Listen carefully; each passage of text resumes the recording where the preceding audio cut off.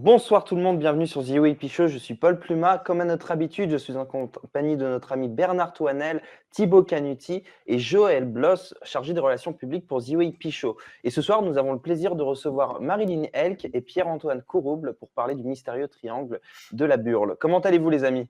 Bonsoir, on va très bien. On va mieux parce que le courant vient juste de revenir. Ah C'est oui, on vrai, vous voit ça. bien là. C'est Ouais, parfait. c'est rassurant pour la batterie de l'ordinateur. Le C'est miracle vrai, pour vélo. l'anecdote, il y a une tempête actuellement chez vous, pour les spectateurs qui ne le sauraient pas, en Ardèche. Et du coup, juste avant le live, le courant a coupé. Bon, ça va, votre ordinateur est sur batterie, donc on devrait s'en sortir. En tout cas, voilà, le courant est revenu, donc tant mieux. Et en Thibaut, plus, on est au cœur du triangle de la Burle, en plus. Tu vois. ouais, c'est bizarre, comme s'il y avait un signe comme quoi on ne devrait pas faire cette émission, ou qu'on devrait, je ne sais pas. Ou au contraire. On va vite le découvrir ça va être comme le téléphone de Bernard, l'électricité chez vous, en fait. On va voir jusqu'à quand on peut continuer de parler. Thibaut, je te laisse présenter nos invités, comme d'habitude. Avec grand plaisir, Paul. On reçoit Pierre-Antoine et Marilyn pour un ouvrage qui s'appelle Mystérieux triangle de la Burle. En fait, il s'agit du premier tome, le dossier 1, qui est consacré au crash d'avion. Donc, on parlera, je pense, particulièrement ce soir de cet aspect, mais je pense qu'ils reviendront, parce que c'était évidemment un sujet très dense et à creuser, et spécialement du point de vue des ovnis qui nous intéressent particulièrement. Alors, Marilyn, vous êtes infirmière, vous êtes native d'Ardèche, d'Aubenas, et vous êtes domiciliée à Montréal, en Sud-Ardèche. Donc, vous avez de nombreuses cordes à votre arc, vous pratiquez le Reiki, vous êtes une artiste musicale, je vous ai écouté sur YouTube d'ailleurs, comédienne, correspondante de presse, et vous êtes une ufologue passionnée depuis votre prime jeunesse par ce sujet et par d'autres énigmes et d'autres sujets mystérieux qui vous passionnent. Donc vous avez mené des enquêtes de terrain en effectuant notamment des reportages pour votre chaîne ETV, et notamment à l'étranger, au Pérou, au Nicaragua, aux États-Unis. On en parlera sans doute un petit peu aussi.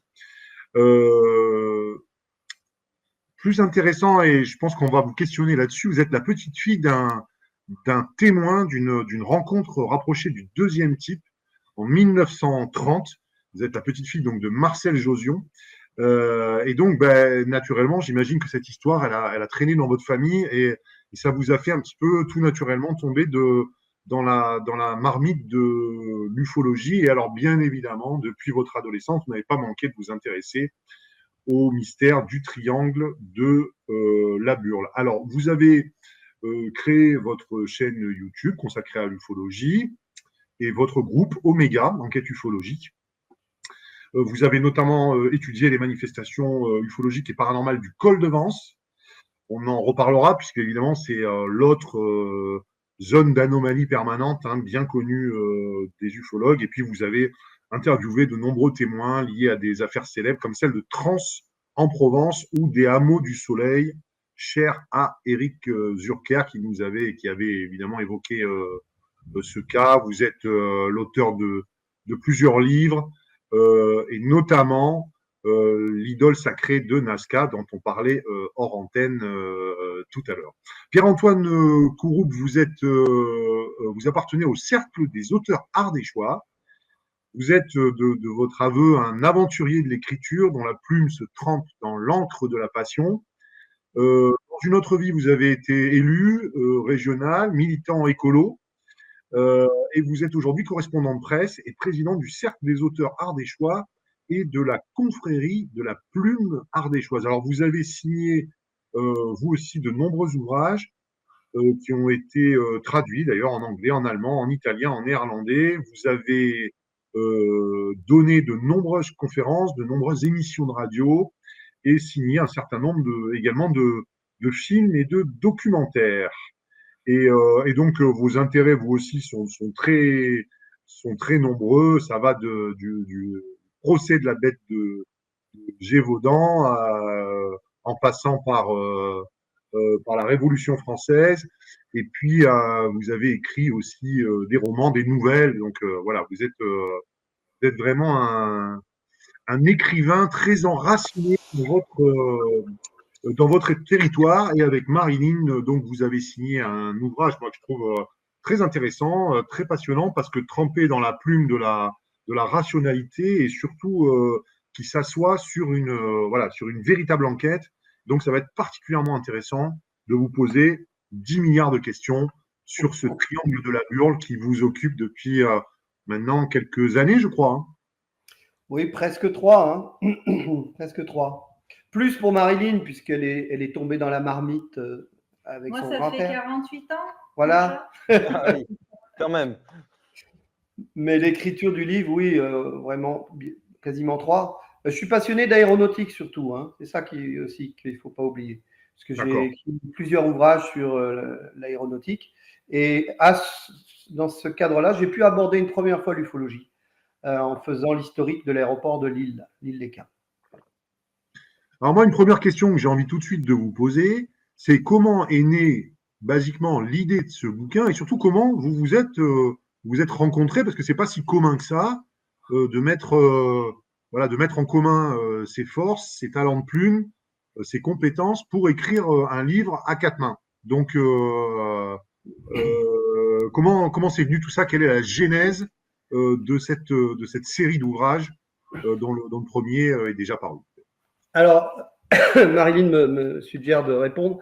C'est vrai qu'historiquement, ça s'est passé de la façon suivante. Il y a un éditeur ardéchois je venais sortir mon livre sur le procès de la bête du Gévaudan avec Jean-Claude Bourret, et qui était venu me voir à la FNAC en me disant, écoute, Pierre-Antoine, il y a un sujet que je voudrais vraiment aborder, éditer, publier, et que tu travailles là-dessus. C'est le triangle de la Burle, parce qu'il avait été lui-même témoin de phénomènes d'OVNI à 2 reprises. Et c'est un éditeur régional, local, qui avait une certaine audience en Ardèche et dans la Drôme et le Vaucluse. Et moi, il me dit, la Burle. Bon, alors, moi, je suis passionné d'aéronautique. J'adore les énigmes, les enquêtes. Plusieurs de mes ouvrages s'appellent l'énigme 2, même sur la Révolution. Et puis, j'adore l'Ardèche. Donc, tout ça mis ensemble, je ne pouvais pas refuser. J'ai dit oui, tout de suite. Sauf que je me suis un peu retrouvé seul, avec quand même heureusement une rencontre importante, puisqu'il y a eu Bruno Mazzocchi, qui est un ufologue, qui est venu à moi à travers la bête du Gévaudan. Ce n'était pas du tout à cause de la Burle. Et Bruno Mazzocchi m'a ouvert plein de portes de personnalités liées au monde de l'aéronautique, à l'ufologie. Donc ça a contribué. Et ma rencontre la plus importante, bien évidemment, ça a été un peu grâce au hasard, en écoutant une vidéo de Éric Zurcher, qu'Éric Zurcher me parle dans sa vidéo d'un RR2. Une RR2, une rencontre rapprochée du deuxième type. Du 15 avril 1930, la plus ancienne de France. Alors, Pierre-Antoine, juste pour expliquer à nos auditeurs, une RR2, c'est une rencontre rapprochée, donc avec un OVNI et qui laisse un impact, une trace sur l'environnement. C'est pour ceux qui ne suivraient pas. C'est la classification de GLN-INEX. Voilà. Exactement. Donc, elle va raconter Marilyn, mais quand Éric Zurcher parle de l'Ardèche, il ne donne pas de détails, il ne donne pas le nom de la famille, il ne donne pas le nom du lieu. Je sais juste que c'est vaguement l'Argentière. Or, ce n'était pas l'Argentière, c'était Montréal, en Ardèche. Montréal. Il y avait juste un dessin dans sa visio qui représentait un détail.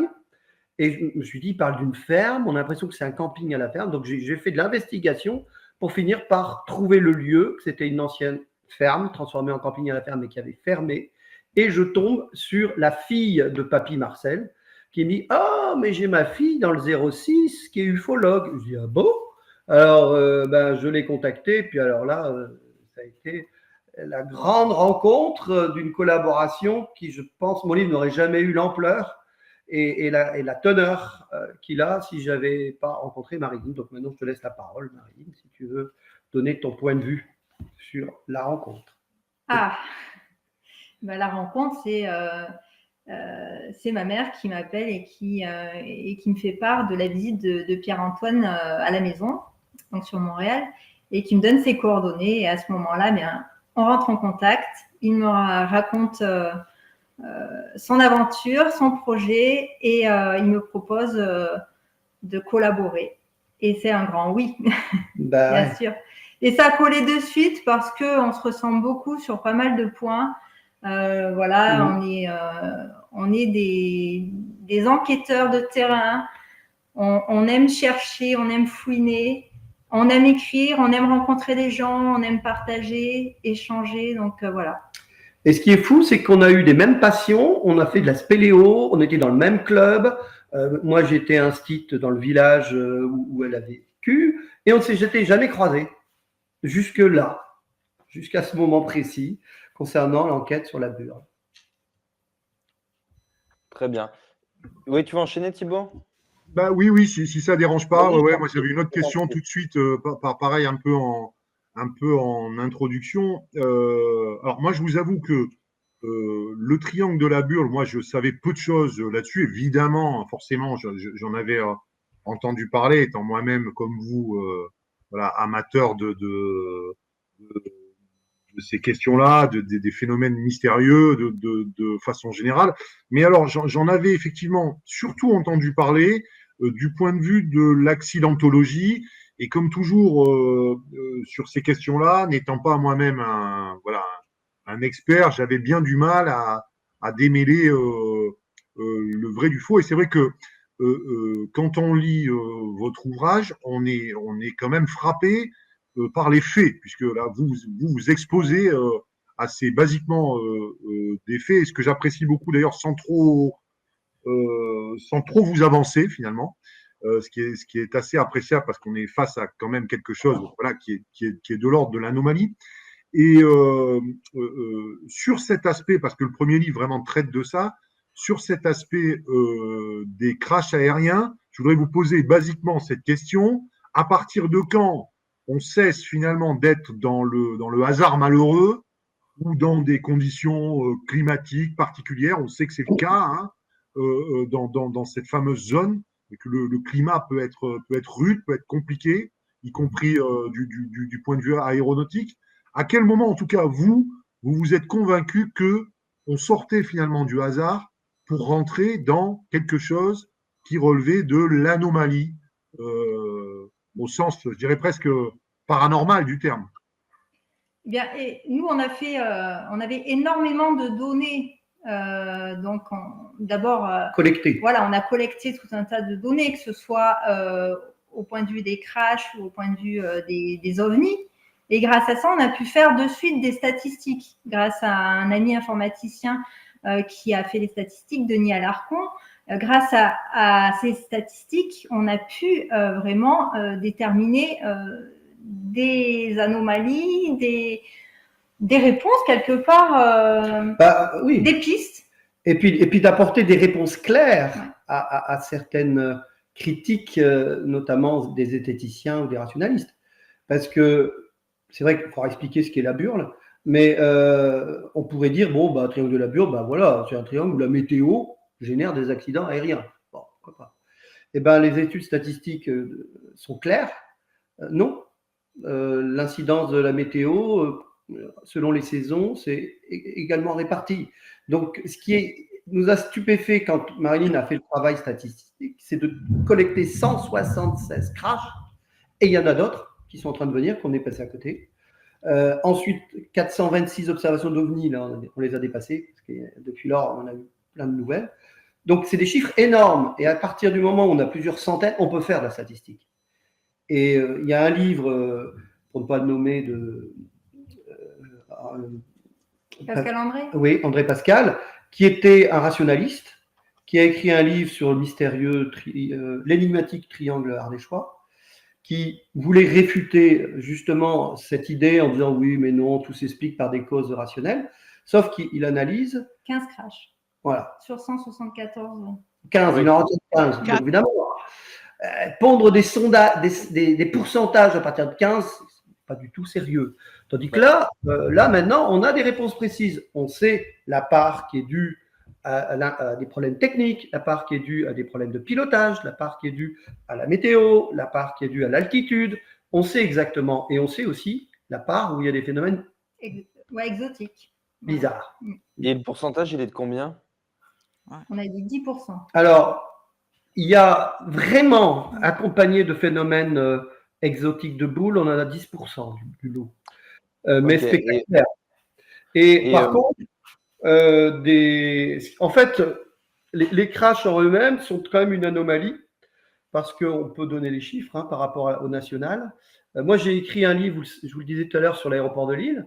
Le deuxième volume, qui était des annexes et complémentaires, je m'étais intéressé au crash.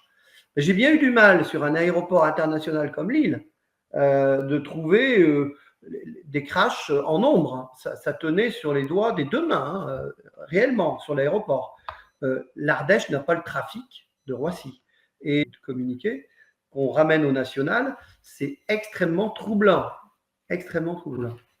Du coup, est-ce que vous pensez qu'il y a un lien de cause à effet direct entre la présence du phénomène OVNI dans le secteur et tous ces crashs, ou vous avez d'autres explications? Quand Marilyn dit qu'il y en a 10%, dans ces 10%, c'est quand même très, très bluffant.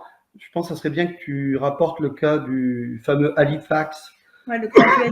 Ouais, parce qu'on commence notre livre avec un. J'allais vous poser la question là, sur ce cas-là, parce que justement, celui-là, il est fort étrange. Vous ouvrez d'ailleurs le bouquin là-dessus. C'est l'affaire qui se trouve décrite dans le prologue. Oui. Et là, il y a des espèces de flashs lumineux qui, semble-t-il, émanent du sol. Et ce, en période de guerre, alors que cet avion est censé livrer à des résistants, donc dans la discrétion, de part et d'autre, un certain nombre d'équipements. Et là, il y a vraisemblablement, juste avant le crash, duquel d'ailleurs va survivre de manière complètement abracadabrantesque un seul des soldats, il y a ces lumières qui sont, semble-t-il, directement à l'origine du crash. Oui, et qui semblent dotés de conscience. C'est ça qui voilà, est. C'est ça.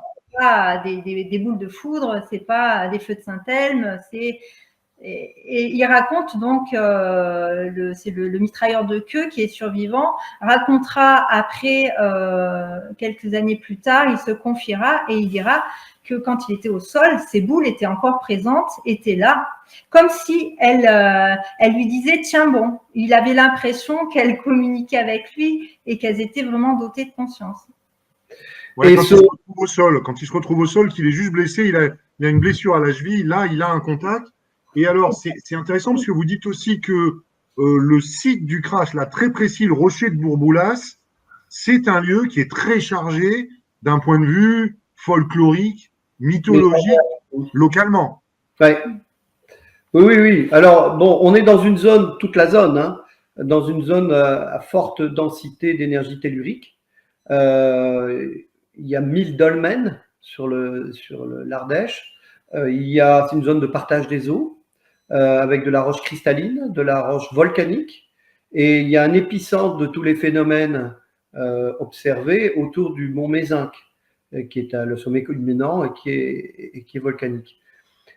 Alors, quand on a la chance d'avoir beaucoup de chiffres comme ça, de crash, entre guillemets, chance, parce que c'est terrifiant, vu le nombre de morts qu'il y a, ça aurait été bien de donner les chiffres peut-être pour les auditeurs, combien il y a eu de victimes en tout sur ce territoire, c'est terrifiant. On ne trouve aucune autre zone en France qui a des chiffres pareils. Alors, on peut dire, oui, bon, c'est dû au relief, quand même. C'est pas le Mont Blanc chez nous. Et on peut dire aussi, oui, mais c'est dû au trafic. Oui, mais le trafic, c'est pas non plus Roissy. Donc, c'est une singularité déjà, en soi. C'est une singularité. Tu as des chiffres. Alors, on a fait un volume 3 spécial avec toutes les statistiques. Mais quand on a des chiffres comme ça, notre ingénieur à Grenoble, qu'on appelle ainsi, puisque c'est Denis Alarcon, a calculé le barycentre. Il a intégré 806 données pour voir par rapport au crash quelle était parce qu'il y a des zones de concentration de ces crashs. On peut donner les noms des communes où il y en a 7, 8, 6, tous concentrés, on ne sait pas pourquoi. Mais c'est des zones qui sont intéressantes géologiquement. Donc ça pose des questions, bien évidemment. Pour les chiffres, on a quand même plus de 500 victimes, 280 tués, 196 blessés. C'est énorme. L'épicentre du phénomène est l'Ardèche et s'étend sur les bords des départements environnants. On a 6 départements en tout. Donc l'Ardèche, c'est l'épicentre. Ensuite, on a la Drôme, le Gard, la Lozère, la Loire et la Haute-Loire. C'est 7000 km², la zone. Donc, Oui, c'est plus d'ailleurs- grand que le Provence, c'est d'accord. Hein. Mais c'est beaucoup plus petit que le triangle des Bermudes, qui lui Oui. fait. Oui, d'ailleurs, vous vous interrogez finalement, est-ce que c'est un véritable triangle? Est-ce que c'est un polygone? Est-ce que c'est un cercle? Cette zone Ben, mystérieuse, elle est difficilement circonscrite, ou en tout cas, il y a des opinions différentes sur l'étendue exacte de cette zone. déjà, on va parler du nom, le triangle de la Burle. Pourquoi ce nom? Pourquoi la zone a été appelée comme ça? En fait, c'est Jean Perrard en 1987 qui en quelque sorte le pionnier, le lanceur d'alerte de l'affaire, puisque c'est lui qui publie le premier ouvrage. Son ouvrage s'appelle Le triangle de la Burle, Bermude en Cévennes. Il fait écho au best-seller de Charles Berlitz sur le triangle des Bermudes.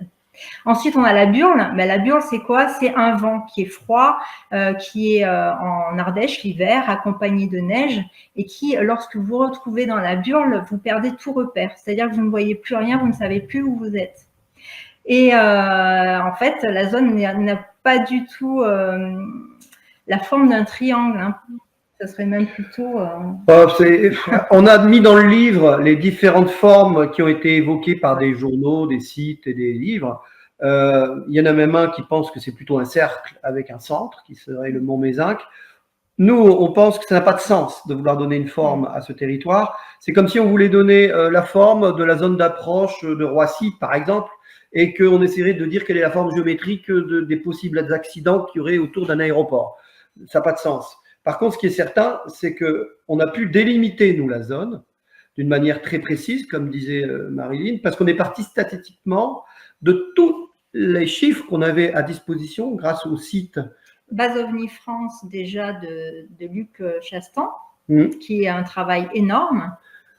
Et ensuite… Qu'on a complété avec nos investigations dans la presse écrite. Oui. Grâce à Bruno Mazzocchi, qui était un éminent ufologue, on a eu accès à l'intégrale des Lumières dans la nuit. Donc, ça a pris du temps de tous les scanner, les étudier. D'ailleurs, et Joël Ménard s'est intéressé au triangle de la Burle, aux observations ardéchoises, et puis même à certains crashs de rien. Oui, et puis Raymond Vellit a été témoin aussi. Raymond Vellit, c'est quand même celui qui a créé la revue Lumière dans la nuit, qui était au Chambon-sur-Lignon, en Haute-Loire, donc en plein cœur du triangle de la Burle. Et il a été témoin, on pourra en parler, il a témoigné, il a vu un ovni. Voilà. Alors, donc, il y a eu tout ça. En plus, il faut qu'on dise aux auditeurs qu'on a fait un appel à témoins, plusieurs appels à témoins, par voie de presse, sur les radios et sur Internet. Et là, ça a été une stupéfaction.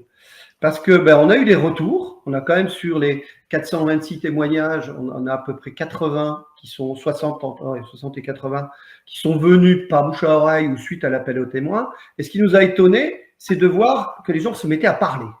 Et que du coup, mais même s'ils disaient, bon, ne mettez pas mon nom dans le livre.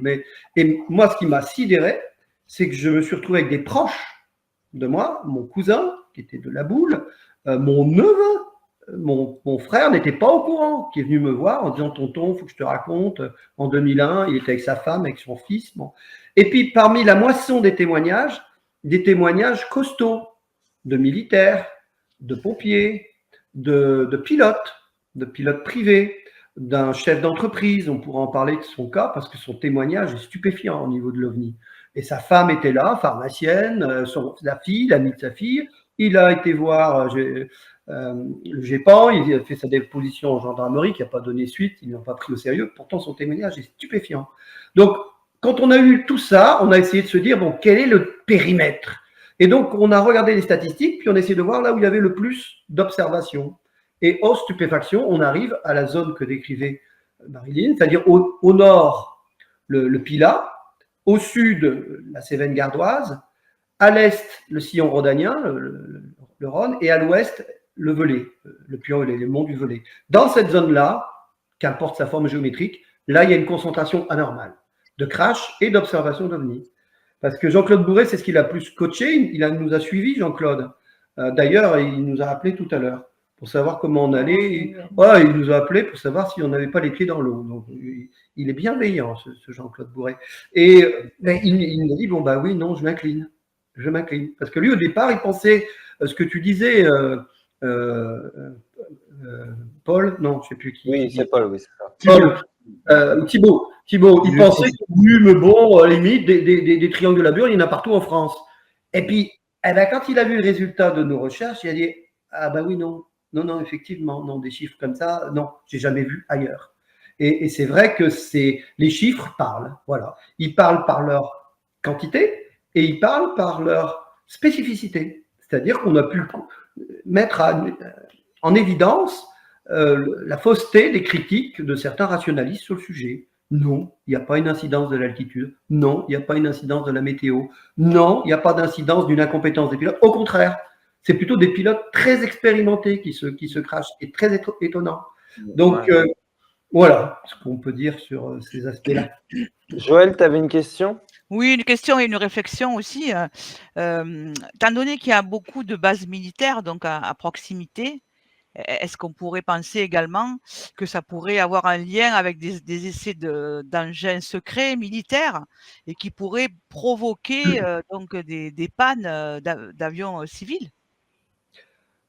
Alors, Marilyn nous a permis d'entrer en contact avec un pilote civil qui a vécu une mésaventure, tu peux peut-être la raconter. Hein. C'est Cyril Tondu, qui est un pilote privé, qui a accumulé énormément d'heures de vol et qui a vécu deux observations, mais en vol avec donc c'est pas deux observations, c'est deux perturbations, on va dire. Oui. Ces instruments de vol se sont affolés et il contacte Orange en disant est-ce qu'il y a quelque chose d'anormal? Non, tout est normal pour nous.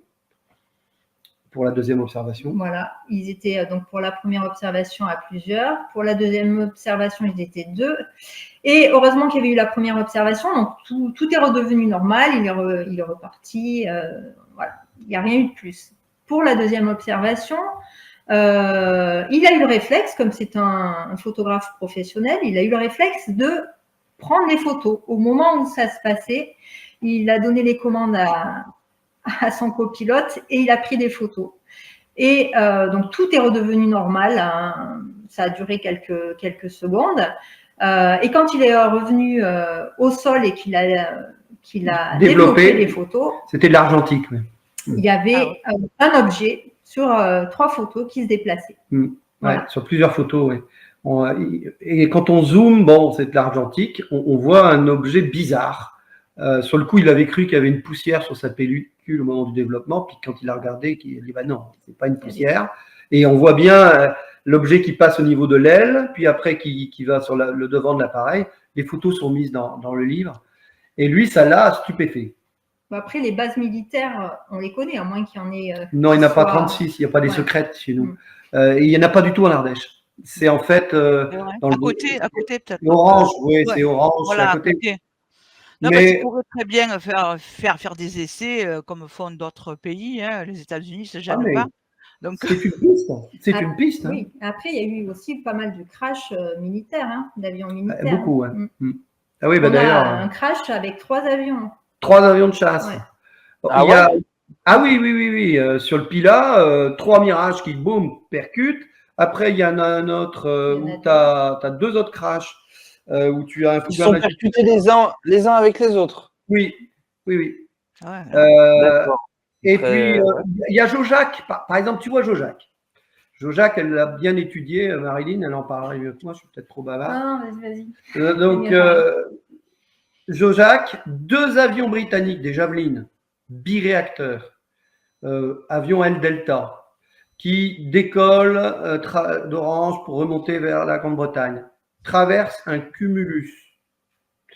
Et 3 des 4 réacteurs tombent bizarrement en panne. Et l'un des 2 réussit à avoir sur un réacteur à se poser un peu plus loin, vers Lyon. Et l'autre, il n'y a plus du tout de moteur. Ils se sont éjectés, les 2 pilotes. L'avion s'est écrasé. Il a rasé combien de maisons? 11 maisons. Ouais. Il y a eu 5 décès. Ouais, ce qui est un miracle. Parce De que l'impôt sur- c'est les un villages. miracle. Eh bien, le discours officiel, la thèse officielle, c'est que l'avion, il y a eu du givre, il y a eu de l'humidité, du cumulus, ça a grippé le moteur. Or, c'est un avion de chasse qui avait été conçu pour être un modèle tout temps. Donc, un avion tout temps qui, quand il traverse un nuage chargé en humidité et un peu en givre, tombe en panne, non. C'est une Non, mais le plus explication. perturbant, c'est qu'il y a le même problème technique sur 3 avions différents de manière simultanée. Oui, Ça, je alors pense ça, que c'est pas courant dans les incidents aéronautiques. Bernard, tu confirmeras. Je suis en train d'écouter religieusement nos invités. Là.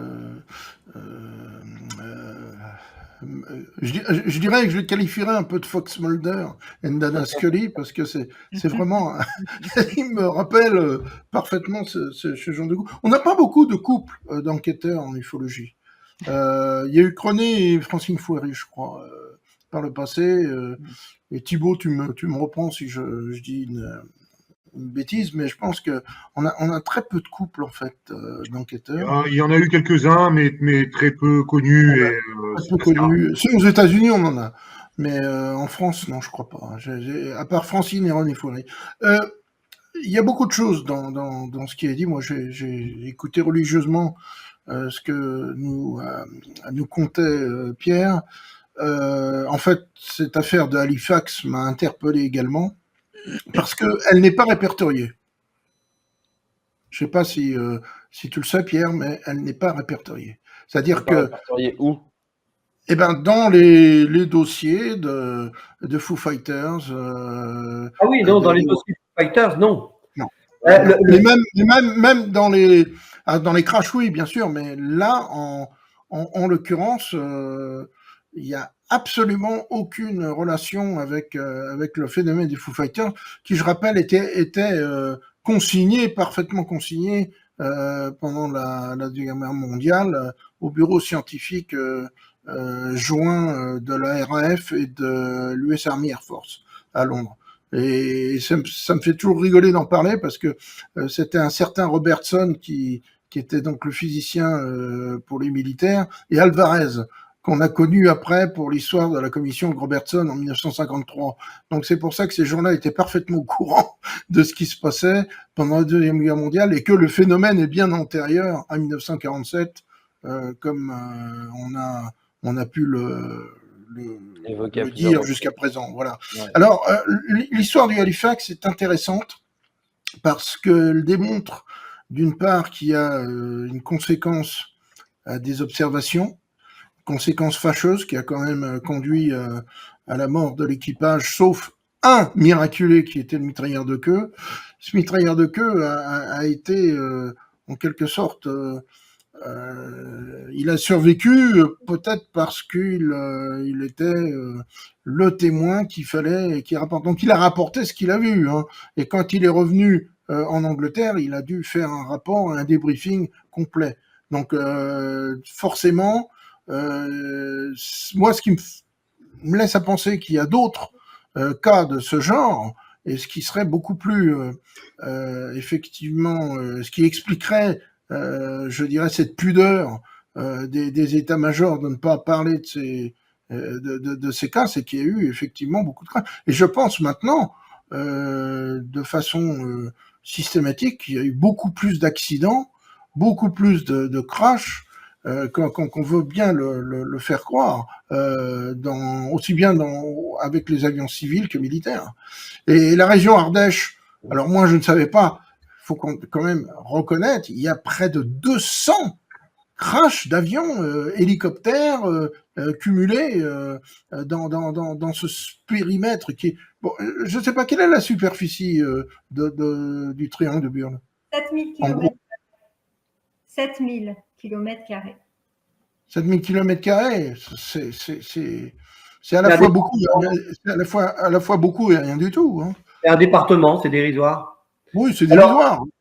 Par rapport à ce que tu dis, Bernard, concernant le témoignage du sergent Brooks, lui a toujours dit que le crash était inexplicable. On sait sa version parce qu'on a la chance énorme que l'instituteur de Saint-Agrève l'a rencontré sur les tombes de ses collègues. Tous les ans, il venait se recueillir sur la tombe de ses collègues. Il avait demandé que ses cendres soient dispersées autour de ses collègues, ce qui a été fait. Et il l'a rencontré 3 ans avant sa mort, un instituteur et ami qui nous a aidés d'ailleurs beaucoup, qui est Jean Chénel. Et il l'a rencontré avec sa femme. Et lui a raconté ce qu'on rapporte dans le livre. Parce que la version officielle, il n'y a pas que ce crash-là d'ailleurs, où les versions officielles sont très bizarres. La version officielle, c'est de dire que l'avion a été pris dans des feux de la flaque allemande, donc des puissantes lampes, tu sais, antiaériennes, les phares antiaériens, sauf qu'il n'y en avait pas au Mézenc, il n'y a aucune base allemande au Mézenc. C'est quoi cette histoire, quoi? L'Ardèche n'avait pas de défense. Les seules défenses étaient à Valence. Bon, Ça fait loin. ça fait loin. Donc, et lui, il a toujours dit ça ne tient pas la route. Et par contre, il a parlé de ces boules, de ce phénomène, du refroidissement de la température dans l'avion, avant qui faisait suite à une montée en température. C'est les boules tournées, que les témoins au sol, ça c'est dans les témoignages qui ont été rapportés localement, avaient vu comme un sapin de Noël autour de l'avion au moment du. Parce que quand il y a un avion, on l'entend dans le ciel, on sort, on regarde, tiens, c'est quoi un avion? À cette époque-là, c'était pendant la guerre, on était toujours curieux de quelle était l'origine du bruit. Et donc, le dossier est caviardé. Le rapport officiel, il est bidon, comme le crash des atomistes. C'est pareil. Donc, on va en reparler.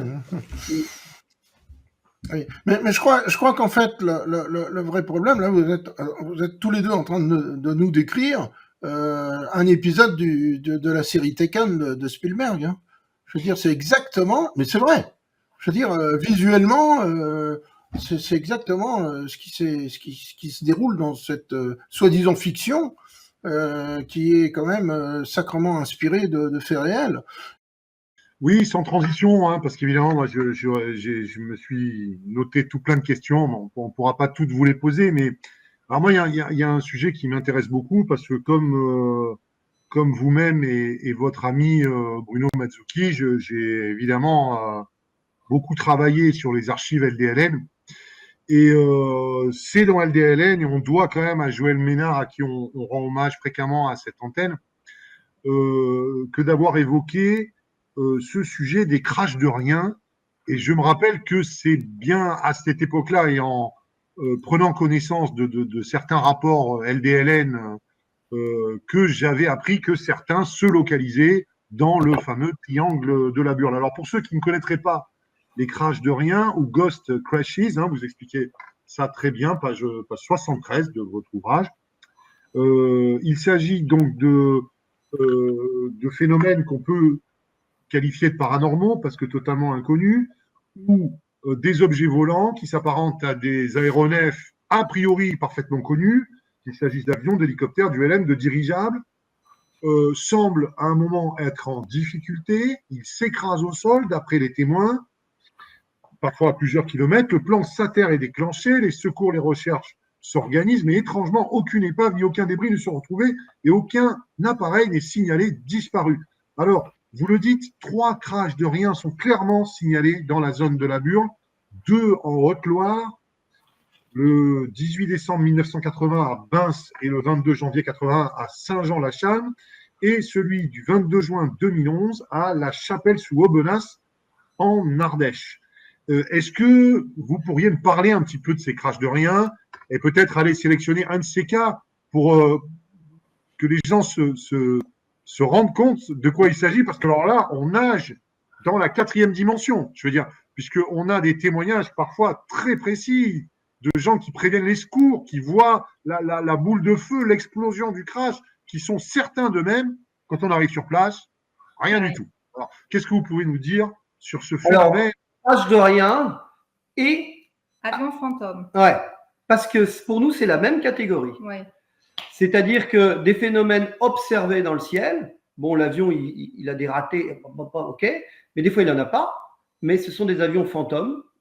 Tu peux en donner quelques cas? On a des avions qui sont immobiles dans le ciel, qui ne bougent pas, qui ne font aucun bruit, et puis tout d'un coup, ils se mettent à avancer ou à faire du bruit. On a des avions, dont un cas sur Bourbouilly. La Blachère, un site de dolmen. Mais peut-être, on peut vous lire, c'est pas long. Je vais vous le lire. On peut vous lire que 2 cas, parce qu'ils sont quand même remarquables. Bien sûr, avec plaisir. Allez. Moi, c'est quelque chose qui me fascine. Alors peut-être on peut. On va faire l'avion fantôme. Voilà, un avion fantôme et un crash de rien. Donc, parmi les singularités rencontrées dans notre enquête sur le triangle de la Burle, il y a le phénomène des crashs de rien et des avions fantômes. Alors, les crashs de rien, comme les avions fantômes, concernent des appareils perçus dans le ciel avec parfois du son, parfois aucun. Ils ont tous été observés par plusieurs témoins et parfois même par la gendarmerie. Alors, l'appareil observé peut être totalement immobile dans le ciel, comme s'il était stationné sur un parking, comme le rapporte un témoin, puis se mettre à bouger, à voler dans le ciel en émettant le vrombissement d'un moteur. Alors, on a un premier crash d'avion fantôme observé le 11 juillet 1970 vers 5 heures du matin à la Grand-Croix près de Saint-Étienne. Détail intéressant, cette apparition fut précédée par une observation faite par 3 témoins d'une lumière blanche haute dans le ciel qui disparut rapidement. Quelques minutes plus tard, au lieu-dit La Poste, un témoin découvre stupéfait la silhouette d'un avion immobile dans le ciel. Il emploie les termes stationné en l'air. L'appareil, un bimoteur, n'était pas très haut, environ 500 à 600 mètres, de couleur grise, avec un cercle orangé sur le fuselage arrière. L'appareil était immobile et ne faisait aucun bruit. Après quelques minutes, il fit entendre un léger ronronnement et il s'éloigna en direction de Saint-Galmier dans une trajectoire est-sud-est, ouest-nord-ouest. L'observation a duré 7 minutes, mais l'avion stationnait depuis plus longtemps peut-être. 2 autres personnes furent témoins du phénomène. Donc là, c'est un avion fantôme. Il n'y a pas eu de crash. Il y a un autre cas spectaculaire d'un avion fantôme à la Blachère, à côté de chez nous. Et là, ce cas, on le connaît bien, puisque les 2 témoins, on les a connus, on les a vus directement, qui nous ont rapporté leur cas. On peut vous le citer. Alors, la Blachère, une après-midi de novembre 1990, sur le site néolithique de Bourbouillet, Pascal et son ami font une promenade parmi les dolmens. Ils grimpent et s'installent sur l'un d'entre eux, le temps d'une pause. Leur attention est attirée par la silhouette d'un avion qui vient de surgir derrière le massif qui leur fait face en bord de route. L'appareil est étrange à 3 titres. D'abord, il s'agit d'un vieux biplan de couleur grise. Ensuite, il vole étonnamment bas. Il me donnait l'impression de voler à une trentaine de mètres du sol. On distinguait nettement les boulons ou rivets sur la carlingue et le masque en cuir qui recouvrait la tête du pilote. Enfin, dernier aspect, le plus troublant de l'apparition, celle-ci était totalement silencieuse. Il n'y avait aucun bruit de moteur, aucun son perceptible, pas même celui du vent relatif de l'appareil fendant l'air. On avait l'impression d'assister au passage d'un avion fantôme, de l'image d'un film dont on aurait coupé le son. Alors, il y a un autre témoignage dans le même style, à Coucouron, qui vaut le coup, il n'est pas long, parce qu'on a le même cas qu'à Saint-Étienne, avec la présence d'une sorte d'une sphère, et puis, si tu peux le lire, il est Coucouron. Alors, c'est une personne qui se promène avec sa sœur et leur nièce et leur chien, ils font une balade à proximité de Coucouron, et ils remarquent dans le ciel une sphère bizarre. Elle me disait qu'en tendant le bras, ça avait la taille d'une bille dans le ciel. Et puis, elle remarque tout de suite, peu après, une bille argentée, qu'il y a un avion de ligne fixe qui ne bouge pas. Alors, on peut avoir l'illusion d'un avion fixe dans le ciel quand l'observateur est en déplacement, en voiture ou en train. Là, non, ils étaient à terre, ils regardent, et l'avion était fixe, comme une image complètement immobile. Et ça, c'est un cas qui est rapporté aussi des témoins qu'on a rencontrés directement. Après, il y a les crashs de rien, c'est celui de la chapelle sous Aubenas. On cite ces exemples-là parce qu'ils ne sont pas connus dans la littérature. Les cas que tu as cités sont connus déjà sur les sites web ou dans les. Ceux-là, non, ils sont le résultat de notre enquête. Et celui du crash de la chapelle sous Aubenas, c'est un petit monomoteur qui fait des bruits, qui dégage de la fumée. Et c'est comme tu disais tout à l'heure, on déclenche il s'écrase, on a l'impression qu'il s'écrase, on déclenche le plan Sater. Oui, et puis on ne trouve rien. Et lui, il est de 90, tu vois, c'est récent, 1990. Et le Coucouron, c'est en quelle année, Coucouron on le voit là, ici. C'est encore plus récent. Coucouron, c'est 2011. 2011. Avril. Voilà. Donc, et je pense qu'on en aurait encore des cas si on pouvait établir une communication avec tout le monde, parce que beaucoup de gens n'osent pas des fois s'exprimer. Ça, c'est flagrant. Nombre de témoins qui nous ont rapporté des observations d'OVNI, ils nous ont donné, on a encore 5 minutes pour donner un cas d'OVNI, un témoignage d'OVNI, qui était absolument stupéfiant, qu'on a rencontré tous les deux. Daniel, on va l'appeler Daniel, c'est un chef d'entreprise de Benard, et qui est pilote privé, qui a une entreprise qui fait dans les panneaux solaires et les éoliennes, et qui, avec sa femme pharmacienne, leur fille et l'ami de leur fille, voit à Vals-les-Bains, survolant la Volane, il a dit un ovni, une soucoupe volante, comme on se le représente, qui en silence total descendait, puis monte au-dessus d'un pic, au-dessus de Vals, où il y a un relais de télévision, se met au-dessus, ne bouge pas, puis se met à tourner, à tournoyer dans une vitesse folle, me dit-il, et se transformer en une boule de lumière, et monter à la verticale, à une vitesse défiant la pensée, mais suivant une trajectoire courbe, c'est-à-dire comme si la trajectoire suivait une courbure. Et ça, il est sidéré, il va déposer des positions à la gendarmerie, qui dit « Mais qu'est-ce que tu as bu, Daniel ?» Bon, il est quand même respecté parce que c'est un grand monsieur.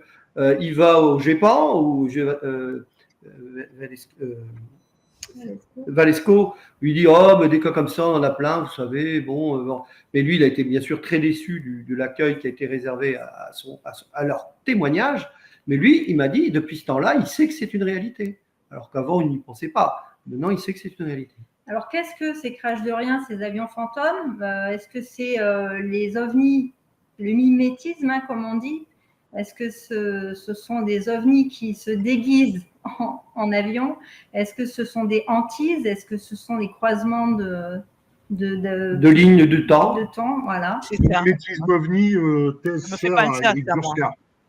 Voilà, le mimétisme ovni. Ça fait penser à un saut quantique dans une autre dimension ou une autre réalité alternative. C'est possible aussi, oui. Pourquoi pas, hein, moi, j'aimerais juste un dernier mot, qu'on revienne quand même sur ce crash qui, moi, m'a aussi interpellé, c'est celui des atomistes. Parce que quand même, il faut rappeler un peu le contexte. On est en janvier 71 et en train de construire l'usine de Pierre Latte qui était destinée à assembler entre autres les têtes nucléaires de la force de dissuasion. Et en fait, on a eu tout l'état-major pratiquement des atomistes de l'époque qui a été décapité par ce crash d'un Nord 262 qui était un avion liaison. Et pourquoi s'est-il écrasé là? Je veux dire, qu'est-ce qui a poussé ce crash? On peut le rassembler, on peut peut-être aussi un petit peu le rapprocher du crash de l'avion d'Air Inter de Noir-Étable en 72, parce qu'il y avait également à bord de cet avion le directeur de recherche nucléaire indien. Et ça, moi je trouve qu'il y a quand même des coïncidences fâcheuses. Alors, sont-ils des coïncidences? Je ne sais pas. Mais en tout état de cause, j'aimerais que vous nous en parliez, parce que est-ce qu'il y a une relation d'observation d'OVNI avant ou après ces crashs? Tu en parles? J'y vais. Alors, bon, je me suis passionné pour ce cas. On a rencontré avec Marilyn des pompiers qui étaient à l'époque sur le site. On a rencontré des militaires, dont notamment des amis personnels du colonel qui est resté dans l'appareil, qui est décédé. Le médecin légiste. Le médecin légiste qui nous a appris des choses qu'on n'a pas pu publier dans le livre. C'est un crash extrêmement troublant. Honnêtement, je ne pense pas qu'il y avait une interaction avec le phénomène évoqué dans d'autres crashs par rapport à de possibles interactions avec des phénomènes exotiques. Par contre, je pense très clairement que, comme d'autres dossiers officiels d'enquête, le dossier est complètement caviardé. Tu t'en es rendu compte toi-même, Bernard, puisque tu m'avais montré une photo que tu m'affirmais être issue du dossier, du rapport officiel, et moi je te dis non, c'est pas la bonne. Parce que moi, je n'avais pas eu ton expertise pour analyser les pièces, tu l'as fait après, et puis tu as dit, bah oui, c'est pas des pièces d'un 262. Mais moi, je te disais, tout simplement, c'est pas le relief de l'Ardèche, c'est pas la faune de l'Ardèche, et les personnages qui sont mis dans les débris n'avaient pas l'uniforme des pompiers de janvier 1971. Donc, et c'est dans le rapport officiel. Et le rapport officiel, moi j'ai rencontré des militaires qui n'y croient pas. Ils disent dire que le 262 était chargé de givre et il s'est écrasé, voilà, à cause du poids, une erreur technique ou de pilotage. Non, ça ne tient pas. Parce qu'on a rencontré donc ceux que je disais tout à l'heure, qui disaient que tous les corps étaient émiettés sur des hectares. Il y avait des bouts de corps dans les arbres un peu partout. L'avion n'a pas de. Quand on peut voir les vestiges du crash du Halifax, il y avait 3 morceaux et il y avait des corps dans les morceaux.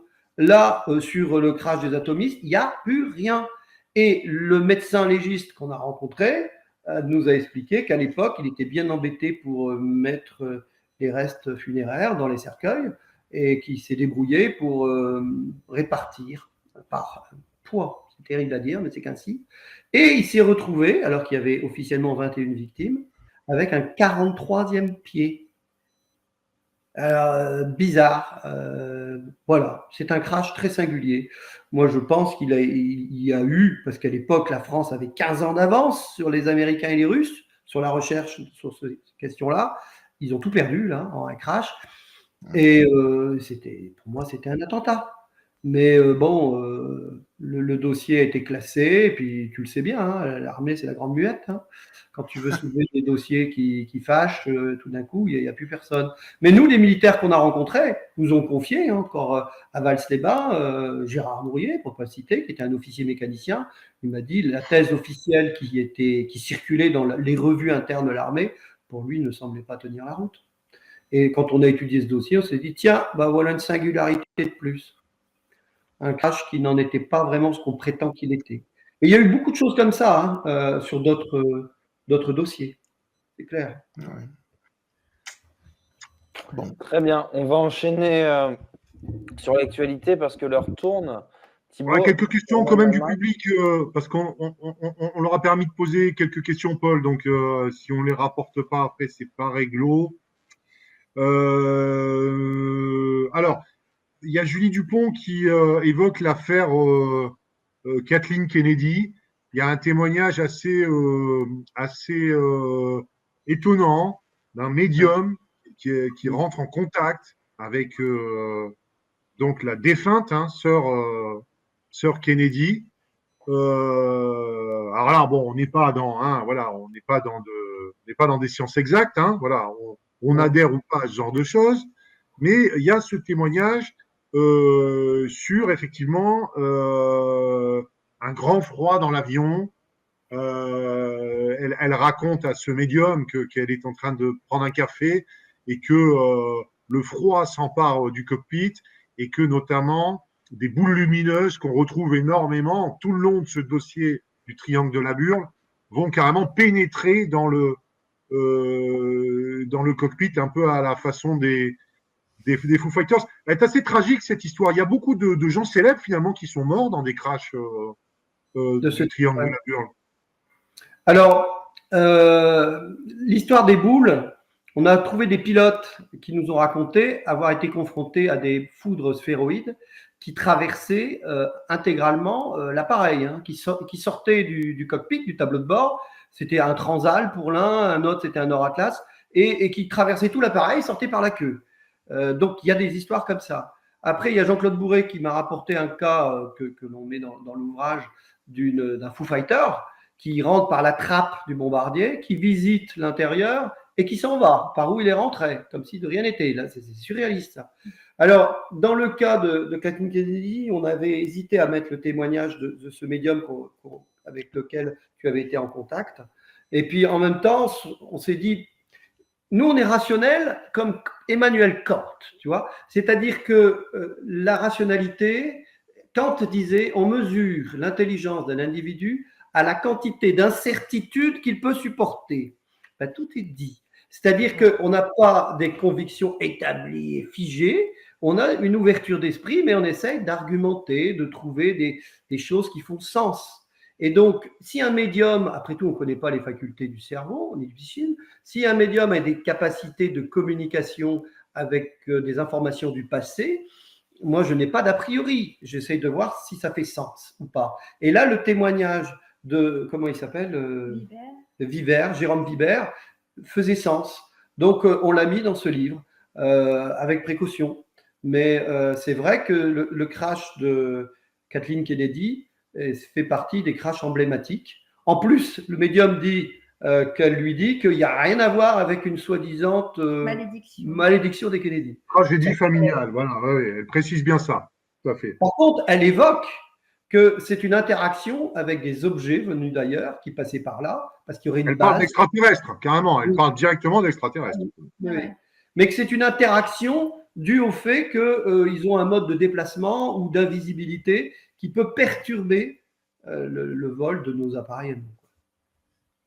Alors, on a une autre question de Christian Maté qui vous demande si le cas Dorine Bourneton, 17 ans, est évoqué dans le livre Survivante d'un crash qui se battra pour devenir pilote, nous dit-il Christian Maté.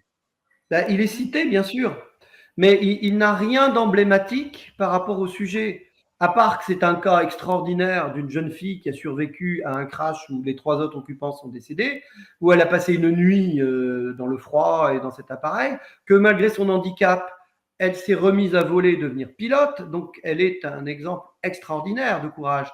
On revient sur son cas de résilience. On revient sur son cas dans le volume 4, quand je parle sur mémorial et témoignage, parce qu'on a tellement d'infos qu'on ne pouvait pas mettre dans le 1, on le met dans le 4. Et là, on va parler de Dorine.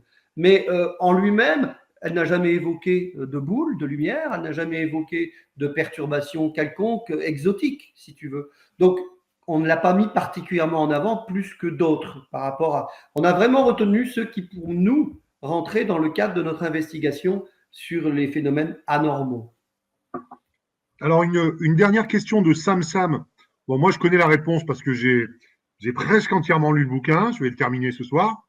Mais il vous demande, donc Sam Sam, la réponse est oui, mais il vous demande, le folklore local fait-il mention de phénomènes étranges, de légendes particulières que l'on pourrait mettre en lien avec ces accidents d'avion et ces observations? Ben oui. Alors oui, vous l'évoquez largement dans le bouquin. Hein. Oui, oui.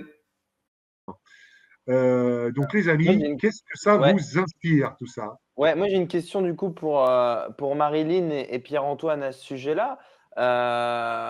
Toute cette histoire d'Immaculate Constellation Programme, qu'est-ce que vous en pensez? Est-ce que vous trouvez ça crédible? Est-ce que vous pensez que c'est possible, comme le suggère l'article de Tim Macmillan, que le gouvernement américain ait caché un tel projet, voire on pourrait même qualifier de guerre froide pour récupérer enfin c'est pas moi qui le dis, c'est David Grush, pour récupérer les ovnis qui seraient crachés un peu partout sur la planète. Vous en pensez quoi de cette actualité? Vous pensez quoi de ce nom, Immaculate Constellation?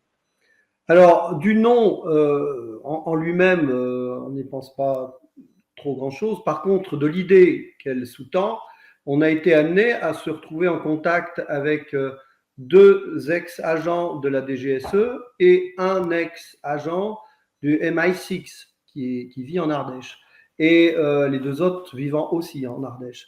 Et tous les 3 c'est du domaine de l'évidence, nous ont dit, bah oui, bien sûr, c'est un secret d'État classé très haut en niveau, donc d'où une omerta sur toutes ces questions-là, entretenue avec le zèle des médias qui sont toujours prêts à dispenser la bonne parole. Hein. Moi, je dis souvent, je ne suis pas conspirationniste, hein, mais bon, j'ai commencé à le devenir un peu en 1986 quand il y a eu la catastrophe de Tchernobyl.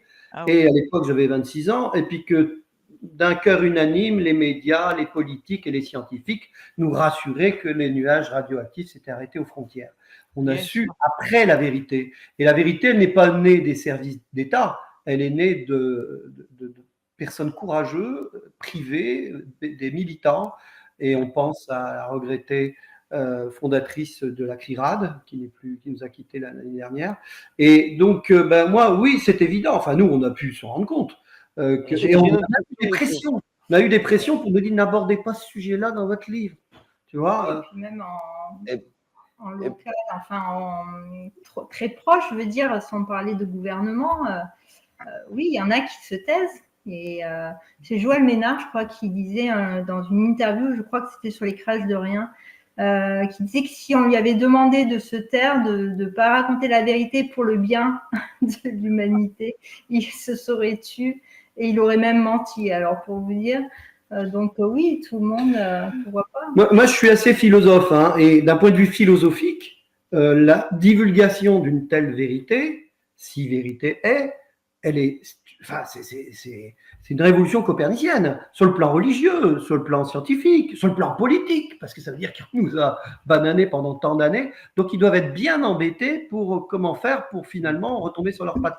J'ai écouté avec beaucoup d'intérêt ce que tu disais tout à l'heure, Paul, non Ouais, du coup, ouais. ça m'amène à une autre question. Tout cela, désolé, je veux revenir sur ce que vous avez dit, sur le fait que vous avez été en contact avec des gens de la DGSE qui vous l'ont confirmé.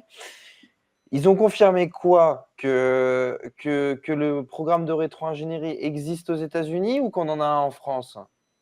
Non, on n'en a pas en France. Ce qui était dit, c'était que, enfin, d'après leur position, hein, que les principaux gouvernements occidentaux, mais pas que, les Russes, les Chinois aussi apparemment, sont très au courant de la question et ont bénéficié d'aide.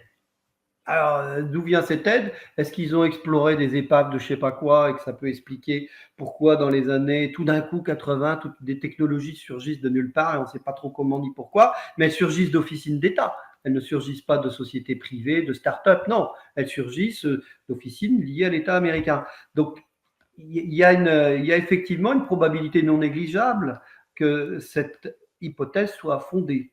C'est vrai. Ok, autre question pour Marilyn. Vous avez une opinion sur ce nom Immaculate Constellation pour le programme? Tu vas poser la question. L'Immaculée Conception, elle aurait pu vous répondre. Ouais. Justement, c'est parce que c'est un jeu de mots évident et c'est pour ça que j'essaye de sonder un peu l'opinion des gens là-dessus. Mais je comprends qu'on n'en est pas non plus.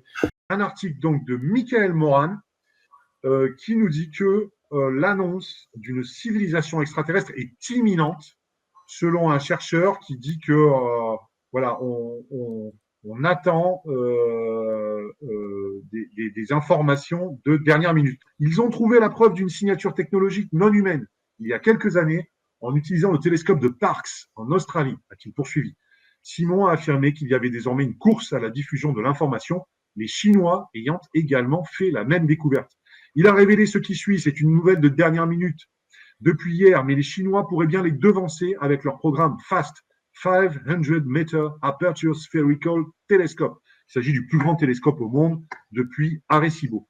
Les coordonnées de l'objet cible, connu sous le nom de BLC-1, seraient connues de l'équipe chinoise et les deux groupes font la course pour être les premiers à faire l'annonce qui, sans doute, hein, vous l'évoquiez tout à l'heure, Pierre-Antoine, sera un choc ontologique, un changement de paradigme, l'annonce de l'existence d'une civilisation, donc pas simplement d'une vie basique et monocellulaire, mais d'une civilisation dans les confins de l'espace et de techno-signatures avérées.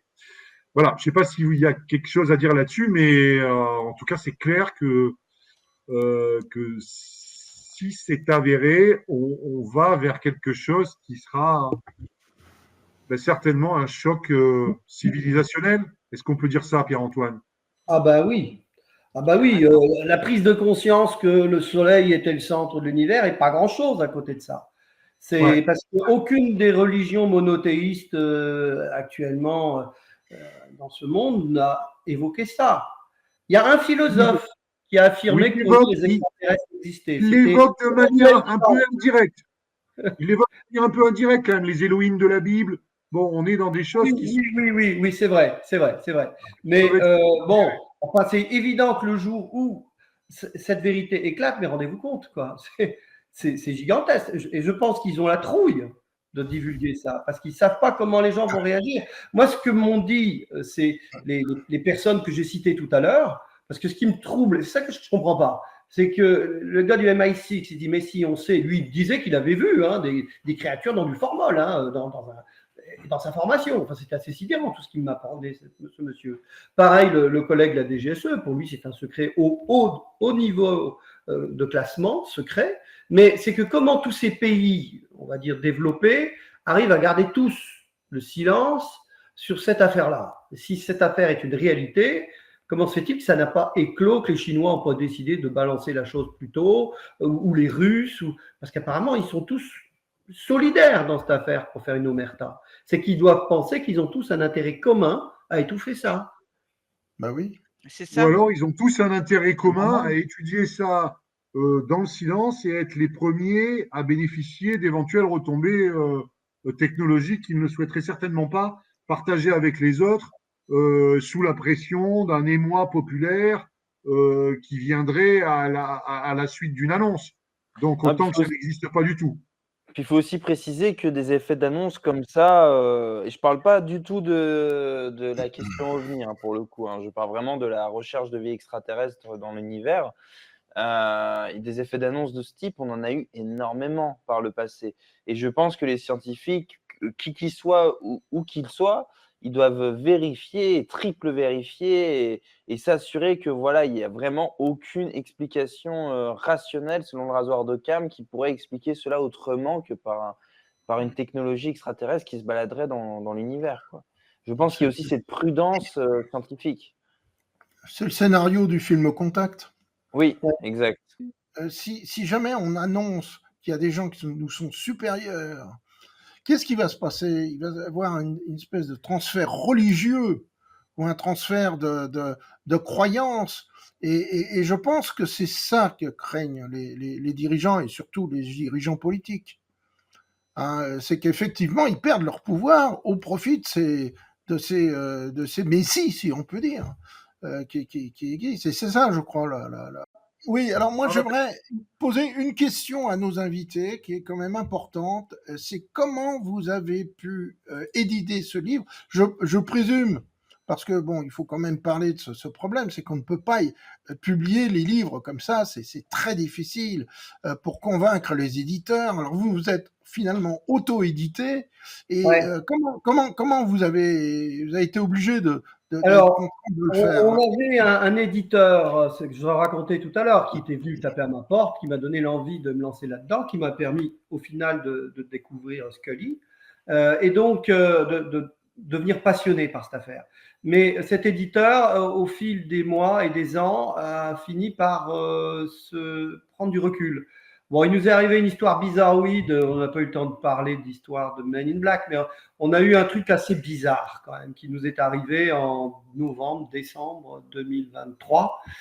Et l'éditeur a dû avoir des pressions, je ne sais pas. En tout cas, il a rétropédalé et il n'était plus d'accord pour éditer. Donc, on a dit, qu'à cela ne tienne, nous, on va créer notre petite maison d'édition, Mathom, et on va diffuser avec Amazon et puis tous ceux qui veulent bien relayer le livre. Oui, et puis nous aussi, on a subi des pressions, mais on était décidés à aller jusqu'au bout. Donc, coûte que coûte, on aurait de toute manière publié le livre.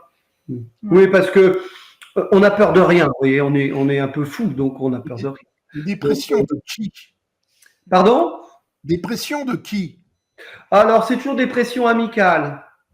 C'est des personnes d'un certain niveau, des chefs d'entreprise, des personnes liées à, par exemple, je citais des gars de la DGSE, disant, tu sais, peut-être ça serait bien pas aborder certains sujets.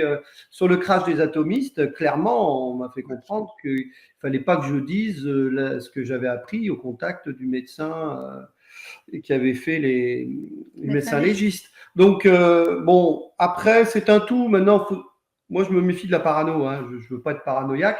C'est vrai qu'on avait pris en photo ce gars que j'ai jamais vu de ma vie à l'endroit où je l'ai vu à la sortie de l'école, qui m'a fixé, qui ressemblait à tout sauf à un Ardéchois, et que j'ai mis la photo illico sur Facebook pour que tout le monde la voie. Et que ça a buzzé d'ailleurs, et que suite à ça, j'ai eu Facebook m'a retiré mon post purement et simplement, et en disant que c'est vrai que j'avais mis une photo où des gendarmes, des policiers étaient venus à l'école, donc ils ont prétexté ça, donc ça a été retiré. Après, nous, on en a fait fi, on s'est dit, bon, de toute façon, à la limite, ça n'a pas d'importance, on va de l'avant. Mais c'est évident que c'est des sujets qui peuvent déranger, mais je pense qu'ils ont du mal à contrôler maintenant. Ils ont du mal à contrôler parce qu'il y a toujours il y a tel big bang de l'information partout. Et puis il y a des fadas comme des Ardéchois, comme nous, qui de toute façon, on ne recule devant rien. Donc voilà quoi. Donc c'est nous, sommes les éditeurs, auteurs, éditeurs de notre propre littérature. Tout à fait. Moi, en Donc, tout cas, moi, en tout cas, je voulais juste dire que il faut se précipiter pour lire ce bouquin. Moi, je l'ai expliqué en début d'émission, plutôt de ce que je pouvais savoir, assez dubitatif sur l'exotisme de ce dossier. C'est un bouquin vraiment convaincant, très honnête, avec une vraie vision agnostique et en même temps ouverte d'esprit. Donc, de ce point de vue-là, on se rejoint vraiment. Je dirais cerise sur le gâteau, c'est en plus très bien écrit. Les chapitres s'enchaînent bien, brossent bien. On voit bien qu'il y a une analyse, qu'il y a une enquête, qu'il y a une progression, y compris les points de vue, je dirais, des hypothèses conventionnelles, normatives, sont très honnêtement abordées, franchement et honnêtement abordées. Et du coup, on en ressort vraiment avec le sentiment que ce dossier mérite d'être creusé. Et à ma connaissance, le travail que vous faites, par son ampleur, n'a pas d'équivalent. Il y avait bien évidemment eu des ouvrages, vous en citez d'ailleurs un certain nombre, sur le triangle de la Burle, mais qui, très honnêtement, ne bénéficiaient peut-être pas de la rigueur documentaire au niveau des sources et du systématisme de votre enquête. Et de ce point de vue-là, ça en fait vraiment des bouquins qui vont faire date sur le sujet.